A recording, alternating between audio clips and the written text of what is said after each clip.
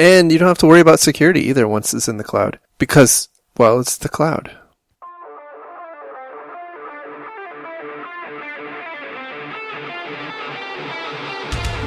At some point, risk management is about losing money. And we instead need to treat it and evaluate it on its merits and not on whether it has a name. Lame. Have I mentioned lame? Once or twice. Today is Monday, October 20th, 2014, and this is episode 89 of the Defensive Security Podcast. My name is Jerry Bell, and joining me tonight, as usual, is Mr. Andrew Callett. Good evening, Jerry. How are you, sir? I am very well. So go ahead and tell us, give us 30 seconds about your experience being a photographer for the Thunderbirds. Oh, the listeners won't care about this, but all right. So, buddy of mine is an aerospace journalist and got the opportunity to be a backseat media flyer with the Thunderbirds while they were in town here in North Georgia for an air show in Rome. So he got to go up as a backseater in Ship 8, which is a two-seat F-16D variety. And he invited me along to be his staff photographer. So I took a whole bunch of pictures, and they're being used for stories he's writing on Examiner.com and CNN and a few other things. And it was very cool hanging out with the Thunderbirds and meeting all the pilots and the crew chiefs and the maintenance guys and just being around really cool aircraft all day. So it was nice. Very cool. And I'm sorry if nobody cares about plane things. I'm an aviation nerd. I can't help it. It's a gift and a curse. And if you're interested in seeing your pictures, they can find your Flickr feed on your Twitter feed, right? Correct. And there's about 60 pics up there. And please, if you enjoy such things, check out the pictures. You will dig them. Good deal. And any feedback, happy to hear. All right. So, as we usually cover in the beginning, the thoughts and opinions we express on this podcast are ours and do not represent those of our employer, past, present, or future. So, jumping into stories tonight, our first one comes from healthcareitnews.com. That is a very specific domain name. Nothing says reputation like healthcareitnews.com. I wonder what they cover. I'm not sure. I don't know. It's a little obscure. Anyhow, the title is Email Hack Makes for HIPAA Breach.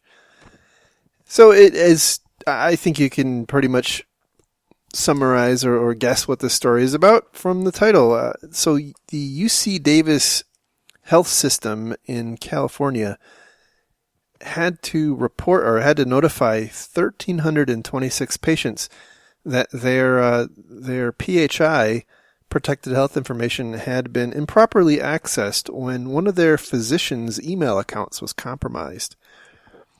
There aren't any details, unfortunately, about how the compromise happened, although they do say that they're pretty confident it wasn't the result of phishing. And they also go on to say that it's apparently part of their standard business process or standard operating process to use email for patient care purposes like scheduling appointments and, I don't know, sending x-rays, I guess, other things like that. What's also not very clear to me is if this was an internal email system or his Gmail account, or actually it doesn't even say if it's a male physician or a female physician, so I'll use the gender neutral there account. But I think to me it seems somewhat obvious that if nothing else, the email account was accessible from the internet at large, probably. Otherwise, they would have also had to break through, a VPN system. The reason I wanted to cover this particular story is I think this is a good example of how data is often kind of bleeding out, right? We in IT often worry about the big sexy things and ignore some of the more basic blocking and tackling things like email accounts and I think we can probably guess how this happened. Malware on the laptop, or it was a username and password that was in in the eBay database dump, or what have you. We don't really know for sure, but there's probably quite a few different ways. And yet another reason why things like two-factor are very important. Although, my friends in the healthcare world would probably be yelling at me right now, saying, "But all those things come at the cost of patient care." So if we want to do two-factor, we can't do another MRI machine or what have you. So I don't really know what the answer is. I think healthcare is one of those industries that's just it's going to be a problem until somebody comes up with some magic silver bullet that I'm just not thinking of.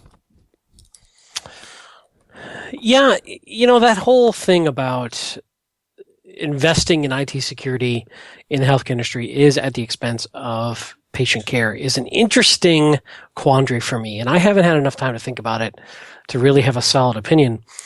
But there has to be that right balance, because too little and you could be negatively impacting patient care by not being able to keep your infrastructure secure, your information secure, all those sorts of things. So there's definitely that balance.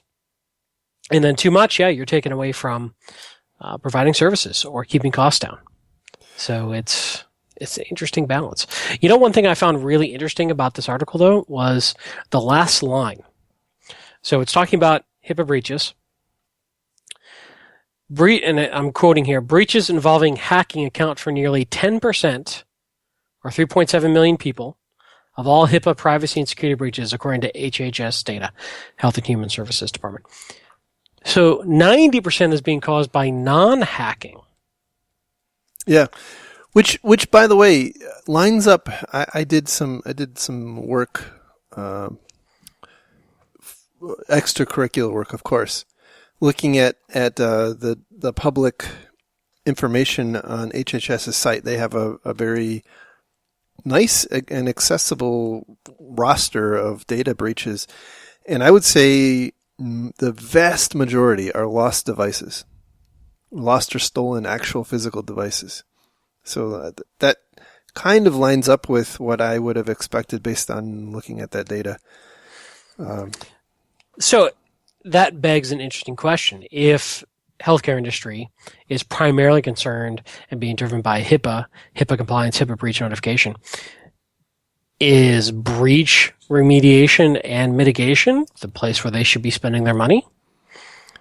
Well, that's a good question, and I would also take it even further and say, if there is this philosophical issue about the balance between security and investment in patient care,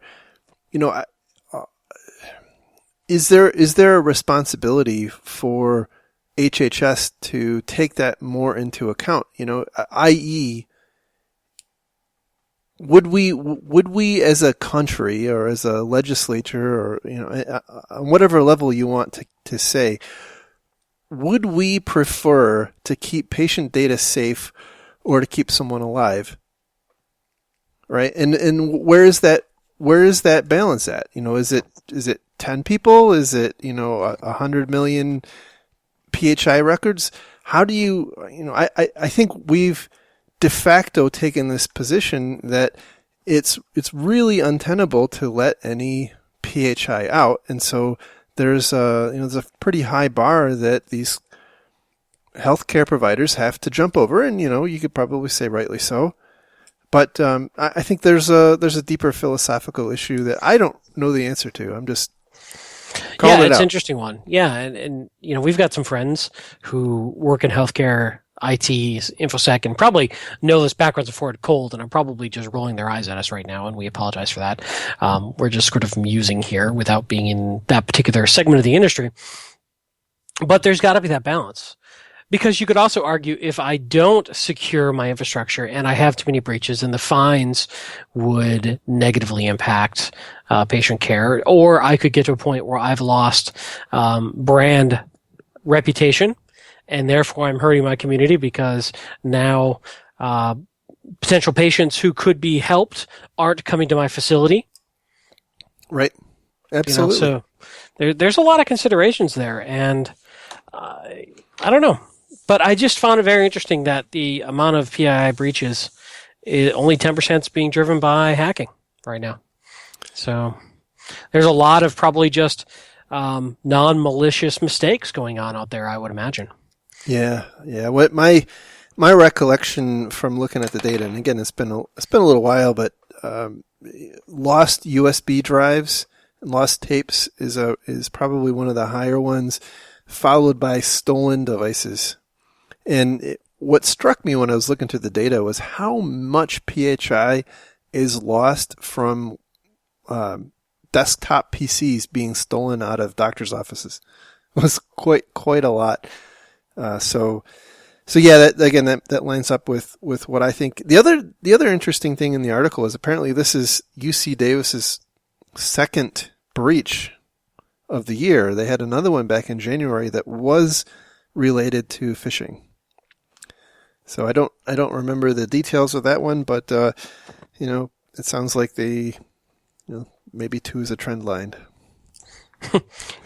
Well, it is in theory a trend line, but perhaps not enough data points to draw a conclusion. All right, you're the statistics nerd. You tell me. No, the answer is no. It's really not enough. All right, so moving on to our next story. This one comes from the GData Software blog, and it's kind of an interesting analysis of a piece of malware, and I wanted to bring it up for a very specific purpose. So the title here is New Framework POS Variant Exfiltrates Data via DNS Requests. Sneaky. Which is sneaky, and what they're saying here is that this framework POS is the same family that allegedly was used in the Home Depot breach. This isn't the same specific variant of framework POS, but is apparently a new variant. And what's unique about this, and what I wanted to bring up, is that the technique being used here is encoding data that's being exfiltrated as DNS queries. And so, if you think back to what we know about Target and some of the others, the data from the POS terminals was being rolled up into files and staged out on a server that had access to the internet, and then was periodically being FTP'd out to some server. And this really gets rid of all that messiness. So the idea here is that the compromised endpoint, the POS terminal, would simply make a DNS query with some subdomain encoding, or the subdomain part would be an encoded bit of data that is prepended to the domain name. And when the terminal makes a DNS query to its internal resolver, presumably the internal resolver eventually gets out to the internet. The DNS server for the domain fetches or catches that request and is able to in turn decrypt or unencode the data. And now we've got credit cards. Bing, bang, boom. There's been discussion about command and control being done this way and exfiltration being done this way for a while. I've not really seen a big brand name piece of malware using this previously, though. So what I wanted to bring up is the concept of isolation. And when you think about network isolation, we think about things like, having the drop rule outbound from that subnet or whatever. But are we really thinking more broadly about what other command, what other channels can get out like DNS. It's probably not very common for organizations to think about that in context of a threat model. So you may do a lot of work to isolate your CDE or what have you, but if you're not carrying that through to the end, looking at, okay, well, do my POS terminals need public DNS resolution? And if they do, they probably don't need to resolve everything. And so you really ought to be proxying it and only allowing the specific things that are needed. And, I think this just is another example, to me at least, that says, I think generally we don't really think through from a threat modeling perspective all of the ways that things can go wrong. And that's in my view, that's why we keep seeing a lot of these big breaches. Yeah, I think it makes some good points there. There's some other stuff you can do too. You can use tools like Infoblox, which have, for lack of a better term, DNS firewalls wrapped around all the DNS activity and watch it. You can, throw blacklists at it. There's a lot of things you can do, but I think DNS in general is an area that we don't spend enough time analyzing. I used to work for Damballa, very, very early days of Damballa, when primarily their botnet detection was based around DNS traffic. So I got a heck of an education in that while I was there. And, one of the things that was very interesting to me is most organizations don't really understand how their DNS infrastructure works. It just works. And when you start digging into having to understand how DNS flows and recursive nature and that sort of thing, it's interesting how few people really know it and care about it in large, complex organizations. And it's a great source of log information. It's a great source of, indicators of compromise. There's all sorts of interesting information you can derive from mining your DNS data. And it's an area I think we ignore a lot. One thing I was thinking about with this one is I wonder what sort of size limitations they would have on exfiltrating data. And it looks like a lot of this was exfiltrating commands. And I'm wondering how much you could really send out via encoding into the host name within the DNS query. It'd be pretty small, but of course you could do thousands and thousands of DNS queries. So it could reassemble on the other end. It's pretty interesting. The other thing that this brings up, and by the way, this is a massive, massive pain in the ass for anybody but security. I've seen a number of organizations that have no default routes internally. Everything must proxy to get out. Interesting, heavy security environment. You can do a lot to control what's going on. But it is amazing how much technology out there, IP technology, expects and demands default routes. Oh, yeah. And I will say it is a pain in the ass to be a network operating in those environments. But it forces you to proxy everything, which forces you to control a lot of this exfiltration points. Yeah, I think that's a really effective way to address a lot of this. I think you can probably still go astray with that, but and to be clear, I'm not saying that this is an ideal way of doing it, like having no default routes. I do think if you're going to go down that route, you have to really carefully weigh the loss of nimbleness and flexibility in your infrastructure when you do that, and the cultural impact. And there's so many things that come into play. And when you go down that path, you have to be very cautious, right? I'm not saying anyone should go out tomorrow and just say, hey, we're proxying everything and get rid of our default routes to the internet. Yay! Right? It's massively disruptive. But I've seen it. I've seen it at large organizations, and it did help them. No, I can believe it. If you're willing to make that investment, I can definitely see how that would be very advantageous. The other thing that I have seen and read related to this particular piece of malware is, there's the concept of monitoring your DNS queries keeps coming up, and that makes a lot of sense. the thing that I'll tell you is that doesn't scale very well. If you have a very large organization like my friend Bob works at, you can get into the billions of DNS queries a day pretty easily, and that becomes very difficult to mine. Now, granted, you can look, you can do some interesting analysis and focus on a very, very small percentage, but still that can lead to quite a large volume. And, hey, maybe a lot of that volume is in fact malicious, but at some point you got to be able to start prioritizing how bad is bad. And that's where I think, where I've seen some challenges. Yeah, I would agree. I mean, the other thing I would say in general is don't allow direct DNS traffic from your internal hosts. Make them go through a DNS recursive server that you control. Absolutely. That's good advice. All right, moving on to our next story. This one comes from ZDNet, and the title is Average Company Now Compromised Every 4 Days with No End to the Cybercrime Wave in Sight.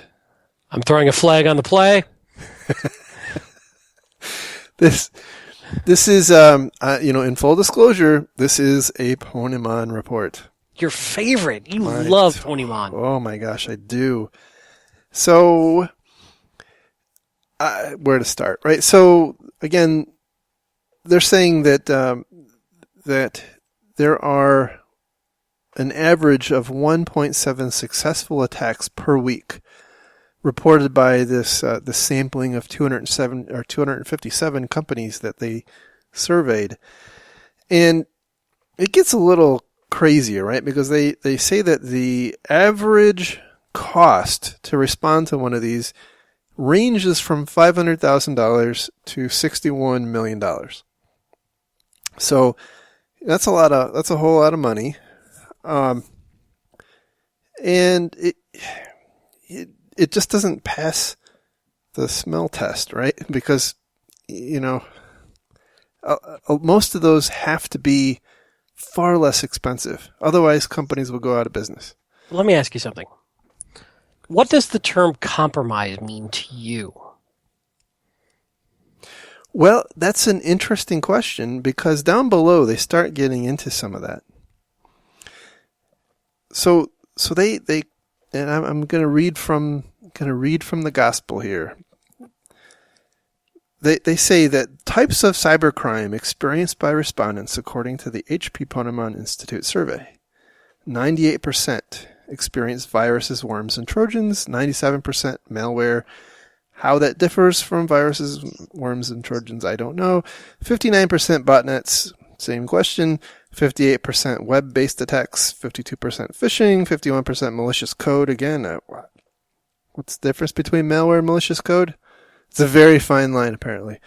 Denial of service, 49%. Stolen devices, 49%. Stolen devices is a cybercrime? Well, apparently it's a compromise. And then malicious insiders, 35%. And here's where it goes a little even crazier. So malicious insiders were the most costly type of attack, costing $213,000 on average. Denial of service attacks cost $166,000. Web-based attacks cost $116,000.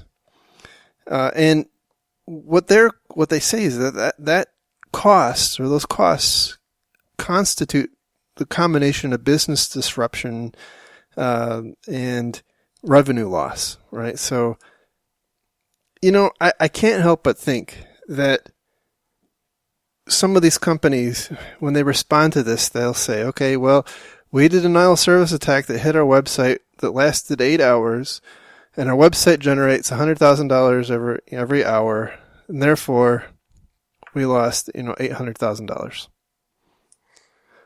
But before we get too far off this, let's go back to this list, too, of Sure. the types of cybercrime. One of the things I noted, you already picked up on, which is that virus, worms, and Trojans, and malware and malicious code are 3 separate categories with botnets. Define for me the difference between malware, virus, worms, Trojans, and malicious code and botnets, please. I would love to. However, I can't. Right. They're also mixing exploit vectors with payloads in this list. Yes, absolutely. Right? Phishing is the exploit vector, right? Okay, so a 52% phishing attack. And then they loaded something with it, probably, right? So these stats make my head explode because this clearly, I'm not even sure that this is a useful point of reference for anybody other than, yes, this happens. Yes, it's difficult. Go back to your summary. I just wanted to point that out, that these stats are just nonsensical when you really get into it. And so I'm wondering, are these just random words that they put on paper? I would love to know more about their methodology. They threw it at these folks. Maybe they threw it at 1,000. 257 chose to respond, and this is what they chose to respond with. So clearly this is not scientific. No, that is, you hit on a very important point, right? Because Ponemon, what they will send out a survey to a very large number of companies. I don't know the exact number they did here, and then they'll count those that respond. And it is very unscientific because if you have, let's say, all petroleum companies, if that's who responds, you're going to have a relatively skewed data set.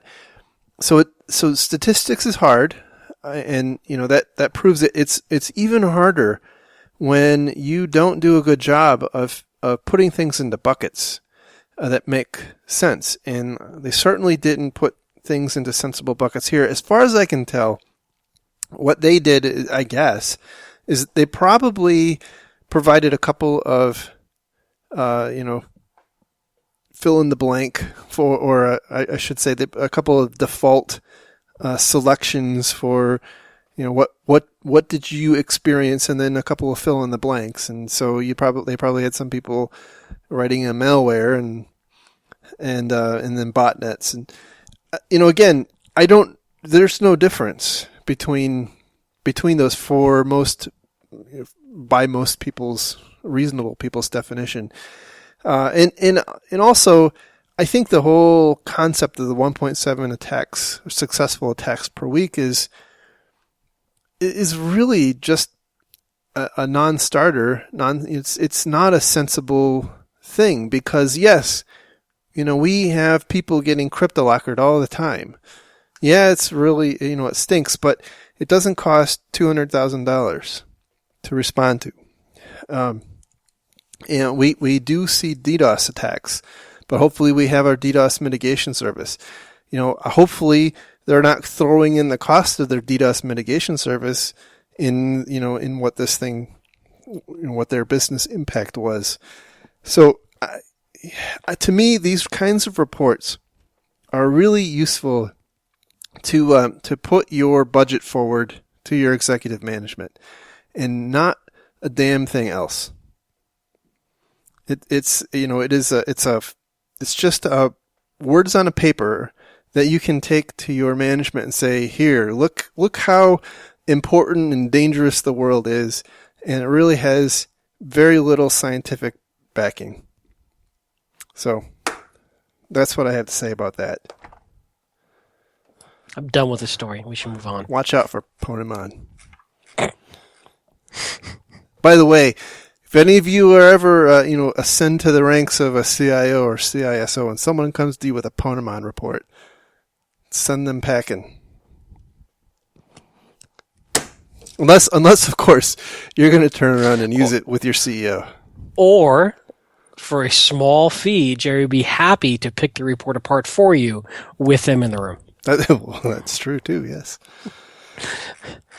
All right. And there's a small extra fee if we make them cry. Yes. All right, our next story comes from Ars Technica, and the title is Ghost in the Born Again Shell, Fallout of Shell Shock Far From Over. Hang on. I need to get my duct tape to wrap my head. Go ahead. Because otherwise, my head's going to explode about halfway through the story. Well, I'm not going to go to the crappy part of the story. Well, at least I wasn't going to. Okay. but whatever. So here's the story with this, and hopefully it's pretty obvious, right? Shell Shock release hit the news, and lots of proof of concept code hit the internet, and the presumption is that a lot of malware authors and general bad people took some of that proof of concept code and created their own delivery mechanisms and implanted some yet unknown number of malware on systems, which I think we can all safely assume are just sitting there biding their time to come in and launch the mother of all cyber attacks some point in the future. But again, the point of this article is that, hey, it's great and all that you went and you patched all your stuff for Shell Shock, but for a while there, if it was on the internet, it was exposed and exploitable, it could very well have been infected, and when you patched it, you didn't go and clear up the infection. And hopefully, we've got that all cleared up now, right? Because I know it's a very confusing thing that applying the patch to bash doesn't remove malware that may have already been. Well, this really doesn't make a lot of sense, does it? I just ran Malwarebytes on my Linux server. It was fine. Good. That's good. So, all right, let's back that up for a moment and examine that critically. Couldn't that be said about any server that has any exposure to the internet at any time, all the time? Well, I think so. Well, and so therefore, aren't we just saying that what we've said continuously on this show, which is assume all hosts could become compromised at any time and make sure that you have good compromise detection? Absolutely. And a plan to deal with that? Absolutely. The only sensible response to this is either A, what you just described, which I am a firm believer in, or B, reimage it all. Just say, hey, we have to assume that it was compromised because,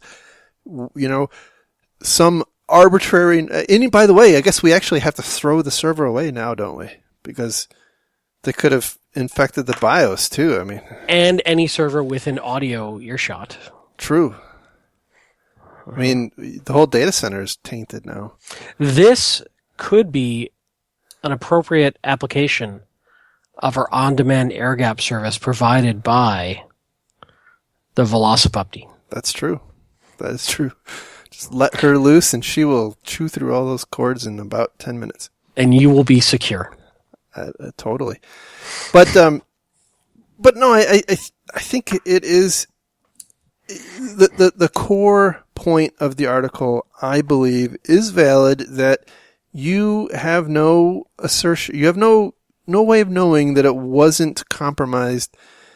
And I would say even more than normal, right? Because now you have this situation where for certain that this server was sitting out there vulnerable to something that would let somebody run arbitrary code on your system. So I would say that's a little worse. It gives a little more certainty that something bad might be going on.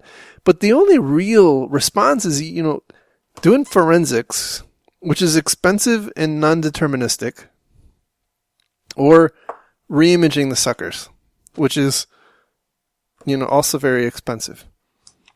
Or just assuming that all hosts could be compromised. Yeah. And monitor and look for evidence of impropriety. Good word. So we're skipping over the whole responsible disclosure debate segment of the story, right? Yeah, I threw up a little in my mouth when I read that part. Yeah. Well, there's another statement in here too that I did want to take exception with, which is, quote, "It wasn't until Shell Shock was publicly disclosed that it became a real threat," end quote. I strongly disagree with that statement.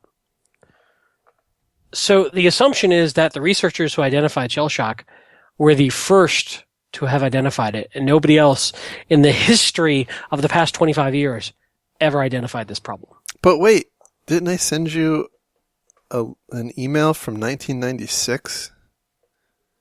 Or was it 1999? I filter all your emails to trash, so I probably didn't see it. There was an email on the bug track list from the 90s where some people were discussing the very bug that became known as shell shock. So my point backed up right there. So it became wildly known and hugely popular, and script kiddies jumped all over it. But to assume that somebody else didn't already know about this and wasn't already actively exploiting it as a 0-day is incredibly naive. We don't know for sure, and people have looked for evidence of this happening in logs previous to disclosure, and maybe they'll find it, maybe they won't. But just in general, to say that the threat exists once it's disclosed is not correct. So we don't know who others might have stumbled upon this. We don't know if they were actively exploiting it. We don't know if they were exploiting it very carefully and quietly, as is often the case with very valuable 0-days. Or it could have been that the Google guys were the first to discover it in such as life. So, but I just didn't want that to go by without at least critically examining it and going, no, don't think so. And the other thing is that we have other mitigation techniques other than just patching. So once we know about it, even if a patch isn't available or we don't want to patch it, there may be something else we can do, whether it be even just from a monitoring standpoint or some other layer of defense that we can utilize. So it's silly to say that people shouldn't disclose. I don't want to open that whole can of worms, but it frustrated me.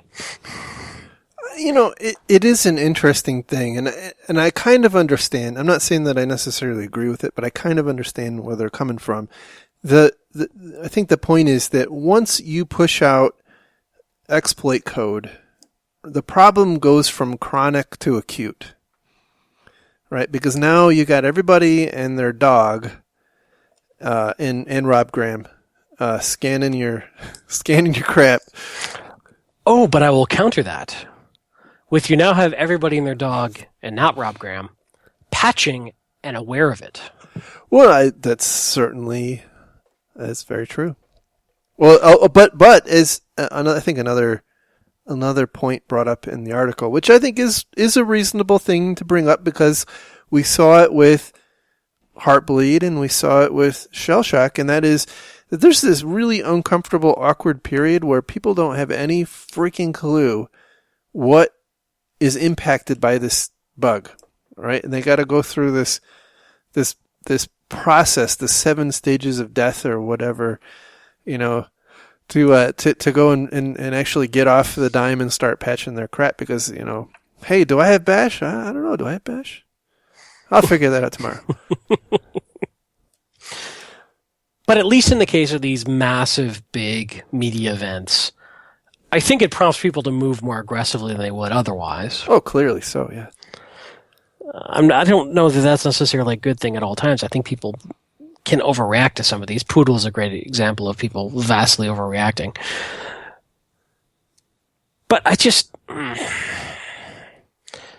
a patch is not your only option, and sometimes a patch makes things worse. I mean, we saw that today. This week, Microsoft pulled yet another Patch Tuesday patch.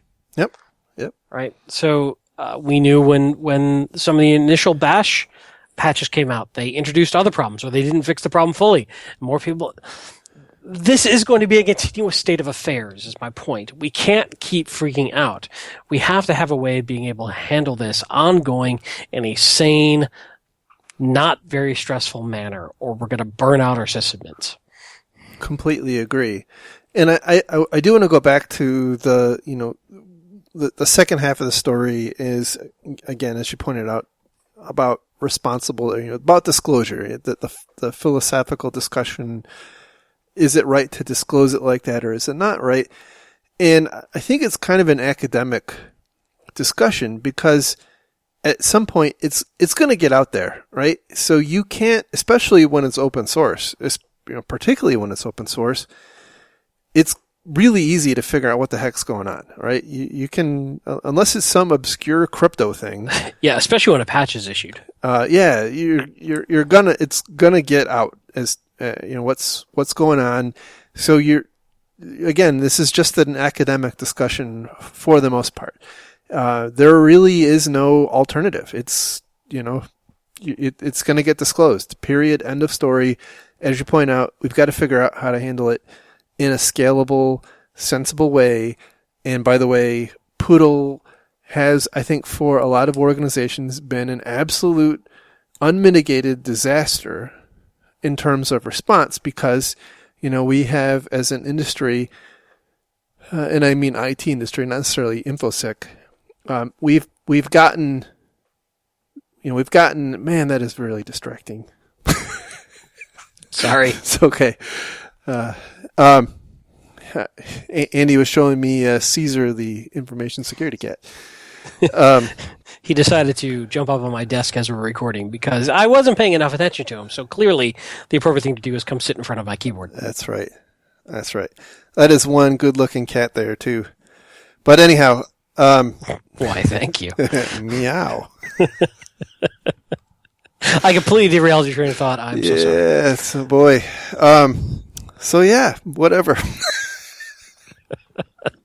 It was an epic thought. Too, no. They killed it. No, it was about, it's back on the topic of Poodle, right? So the issue here is we've got to get off of this, being like Pavlov's dog when a vulnerability with a name and a logo, however terrible the logo might be, is disclosed, and we need to get back to the fundamentals of figuring out what is the risk to our business or to our organization, with this thing existing versus the risk to trying to fix it. And I think that in retrospect, Poodle is going to be one of those things where we probably would have been better off leaving it in place for some period of time than running out and breaking all kinds of stuff.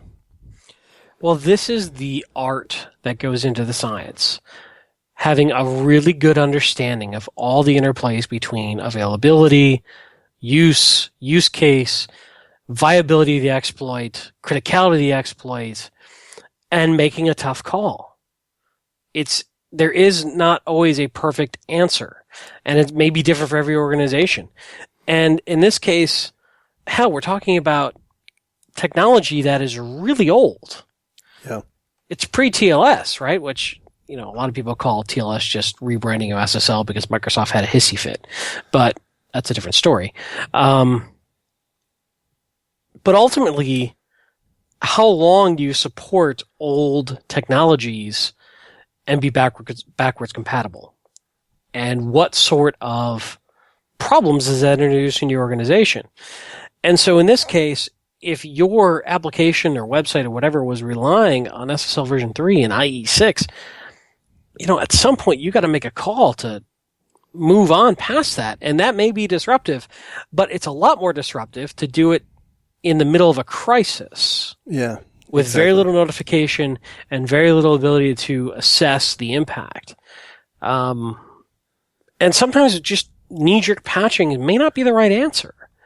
And, we talk about this all the time. Patch.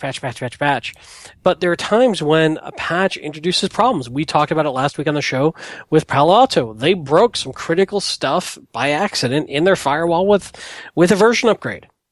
Right? Now, mind you, I'm not saying anybody could easily figure that out. And I'm not saying don't patch. But I'm saying there are negative consequences to patching. And that has to be taken into account. 95% of the time, the answer is probably to patch. But it isn't an automatic, thoughtless act. Yeah, and especially in this particular Poodle case where you're actually turning off, you literally are disabling functionality. And it's just, I think we can all agree that, hey, we should have all moved off of SSL v3 long time ago, but we didn't. And so now we're trying to do it with a gun to our head, and it's not going very well for a lot of organizations.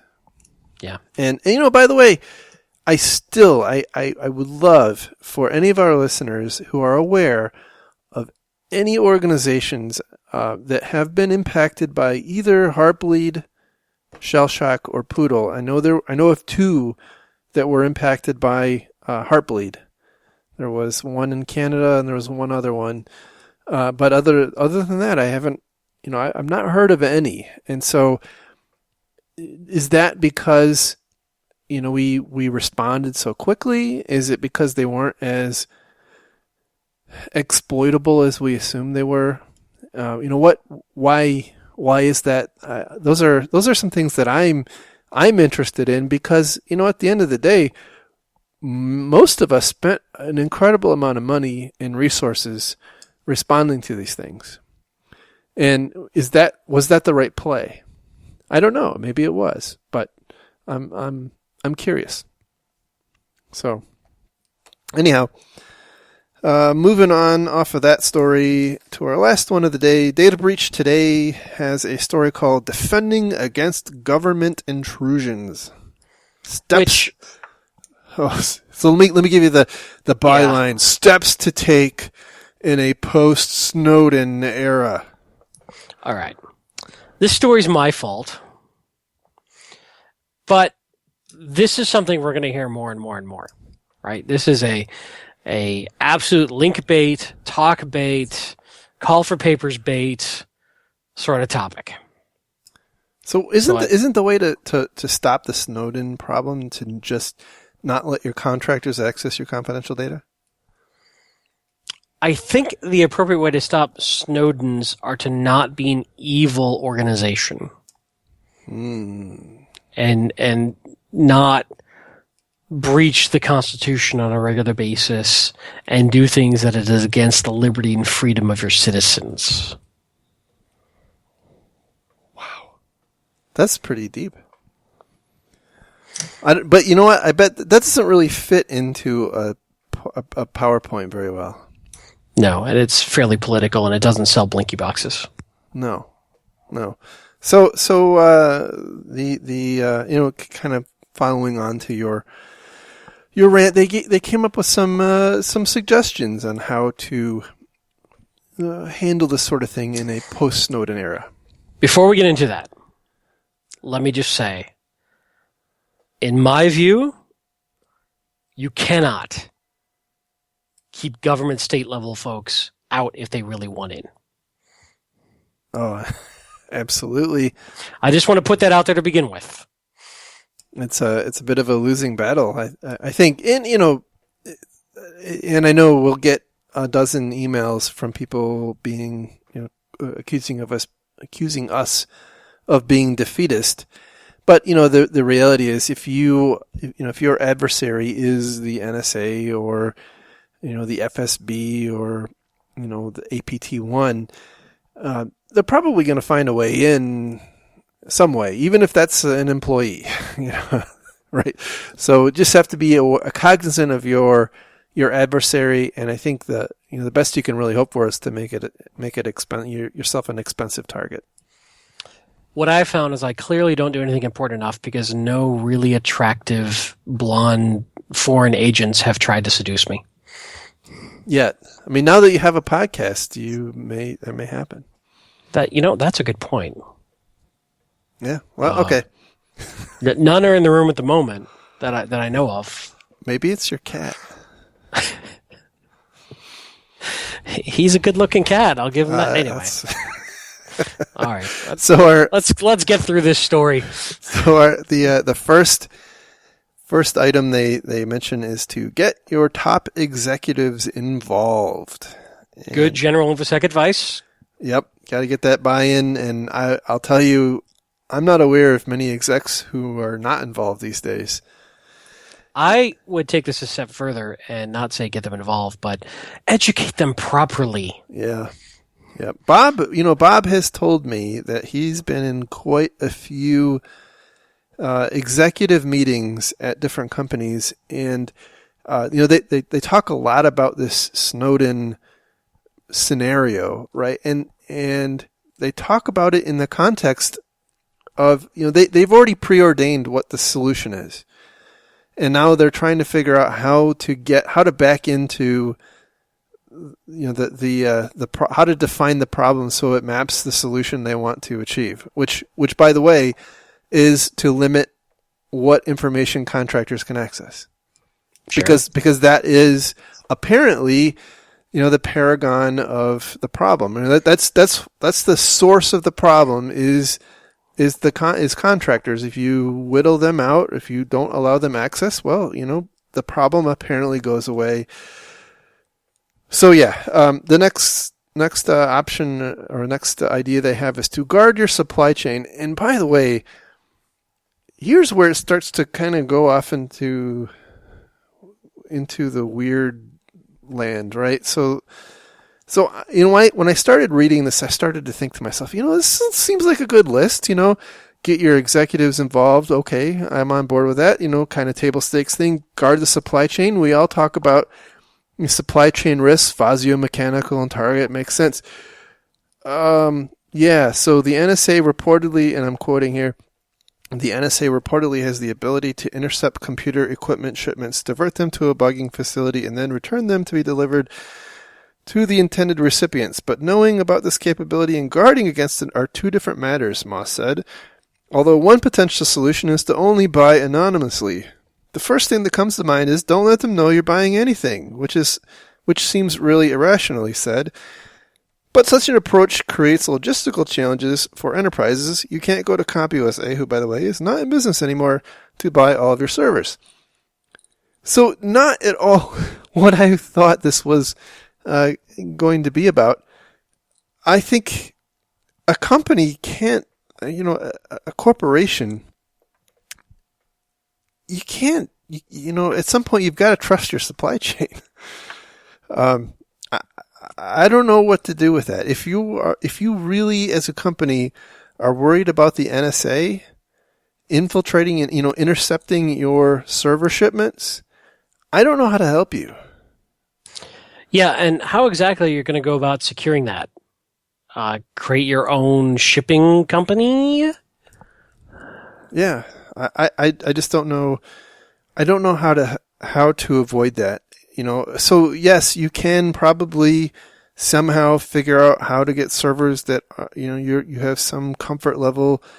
And by the way, for only a period of time, right? Because at some point, if you are in their sites, they are going to figure it out.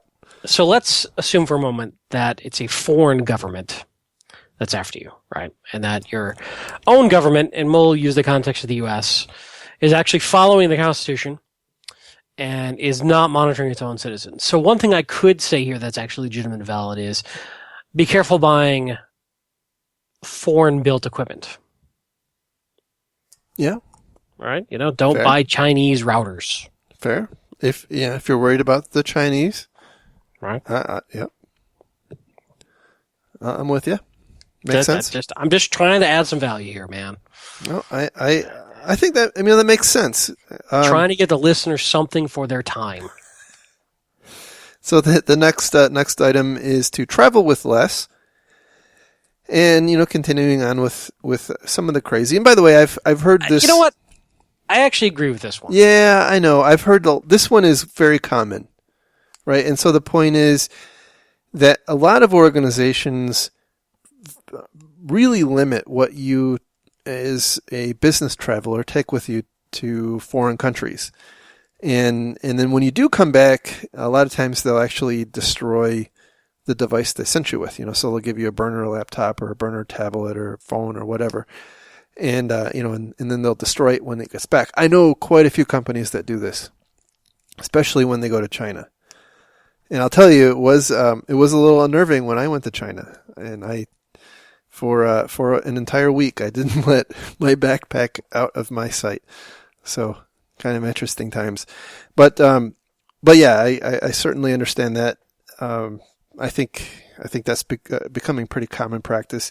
The next item is to record everything, and they're really talking about logs here, which I might disagree with the intent behind what they're trying to do, because if you're trying to prove that the NSA is doing something on your network, I'm just not sure what you're going to accomplish with logs, but whatever. Adopt open source. I know you're going to love this one. When I saw this one, I'm like, Andy is so on board with this one.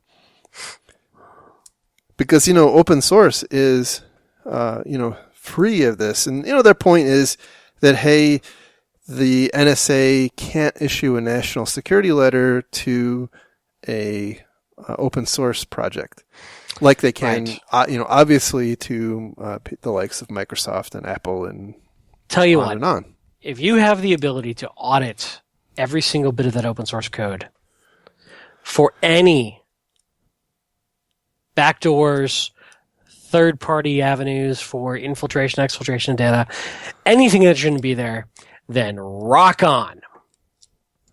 Go for open source. But the reality is 99.99% of people don't have that capability and aren't going to pay to do it. So I don't think open source is any more secure than closed source because you're not personally auditing that code. So no. Well, I think it also discounts the whole concept of, if it's open source, that means somebody could, the NSA, let's just continue on with the tinfoil hat brigade here, right? The NSA could have a open source contributor as part of the team on any given product. Absolutely. And I get it, open source fans, you'll probably send me some hate tweets. Bring them on. I'm ready for them. But the reality is the whole benefit from a security standpoint of open source is anybody can look at the code. But nobody's looking at the code. And by the way, after every single one of these big vulnerabilities that's come out, Heartbleed, Shellshock, Poodle, what's one of the first thing that gets asked? Did the NSA do this? Did the NSA know about it? Did they, were they complicit in it? And by the way, because I know the NSA is probably listening to this, I'm not passing judgment one way or the other. If you did it, great. If you didn't, great. Don't really care. I'm not in it for the politics. Point is, as you said, right? It's six on one hand and half a dozen on the other. It's the same. It's very similar threats, right?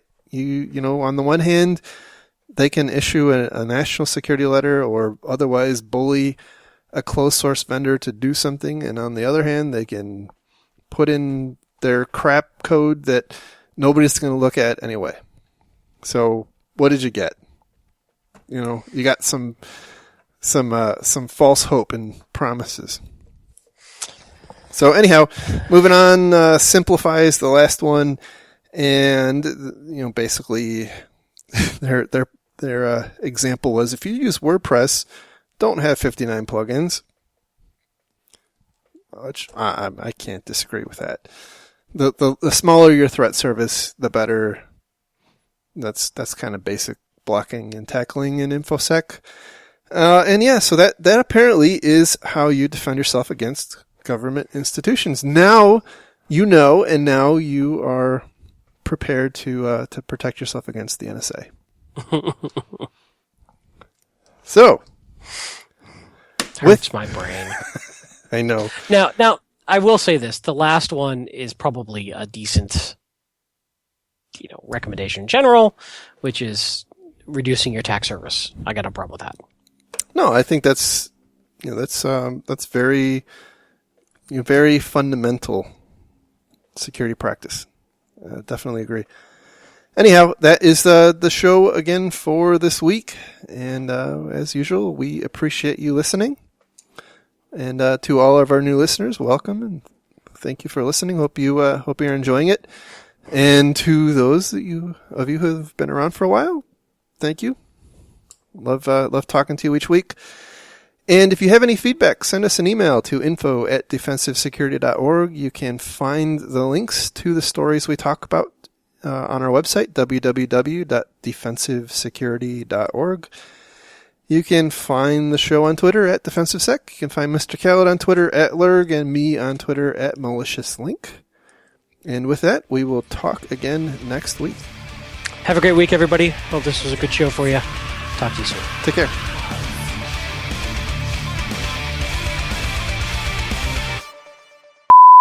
You want to do a podcast tonight?